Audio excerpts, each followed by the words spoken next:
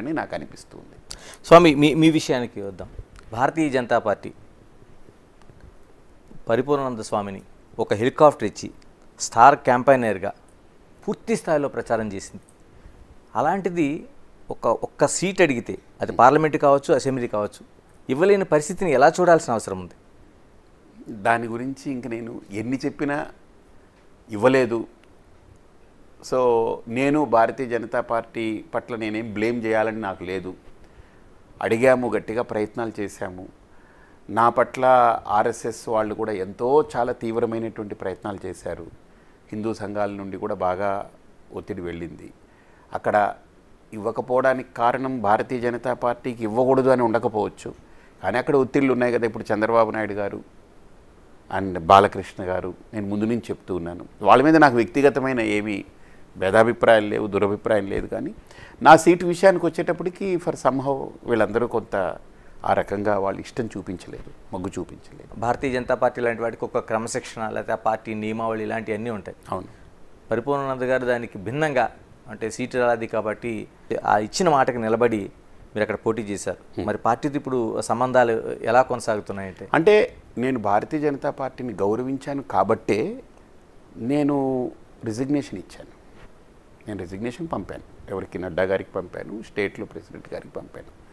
పంపిన తర్వాతనే నేను నిర్ణయం తీసుకున్నాను, ఏంటి నేను ఇండిపెండెంట్గా వెళ్ళాలనేది.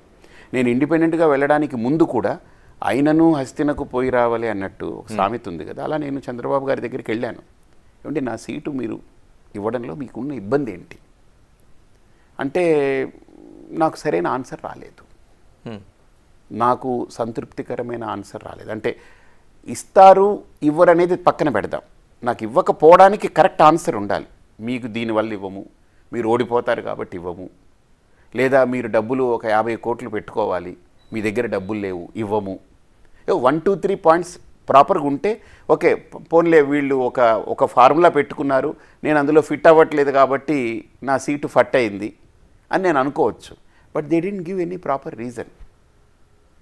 సో నాకు ఎప్పుడైతే రీజన్ కరెక్ట్గా రాలేదో, నాకు ఆన్సర్ సరిగ్గా రాలేదో, then I decided that okay, నేను ఒక మాట, ఒక సంకల్పం తీసుకున్నాను. నా వాళ్ళకి నేను చెప్పాను, ఏది 600 అయినా నిలబడతాము, గెలుపోటములు పక్కన పెడదాం, నిలబడాలని అనుకున్నాం, దిగుదాము, చేద్దామనేటువంటి సంకల్పంతో దిగాను. భారతీయ జనతా పార్టీకి రిజిగ్నేషన్ ఇచ్చాను. రిజిగ్నేషన్ అంటే ఇప్పుడు రోడ్డు ఎక్కి రకరకాలుగా తిట్టిన వాళ్ళందరూ కలిసిపోతున్నారు కదా. రిజిగ్నేషన్ ఇప్పటికైనా భారతీయ జనతా పార్టీ నా అవసరం ఉంది, ఈయన ఉంటే మంచిది అని గుర్తించి దానికి ఏ రకంగా వాళ్ళు చేసినా తప్పకుండా నేను దానివైపు ఉంటాను.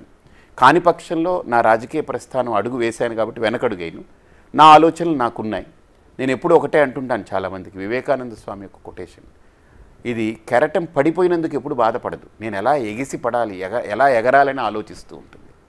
కాబట్టి ఒక కెరటమే అలా ఆలోచిస్తున్నప్పుడు ఒక కాషాయం కట్టినటువంటి ఒక సన్యాసికి గెలుపోటముల మీద పెద్ద ఇదే ఉండదు.